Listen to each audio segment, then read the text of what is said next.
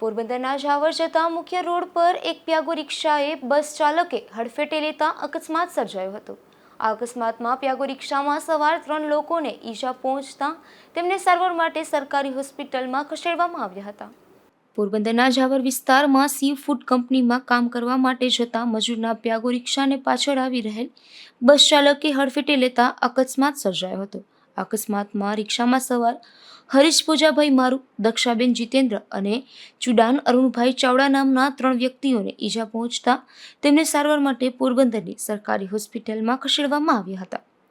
અમે હીરાવતી કંપનીમાં કામ કરવા જતા હતા ને પાછળથી સિલ્વરવાળાની બસ આવી, એકદમ ફાસમ ફાસ હતી ને કાને ઓલા ઈસમી પર આવ્યા હતા ને પાછળથી ઠોઠ મારી તે આખી રિક્ષા પલટી ખાઈ ગઈ, વળી નીચે વહી ગઈ ને ભાઈ તો ફેંકાઈ ગયો, ડ્રાઈવર એને વધારે લાગ્યું છે।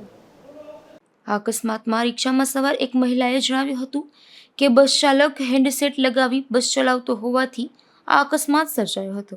અશોક થાનકી, ગુજરાત ન્યૂઝ, પોરબંદર।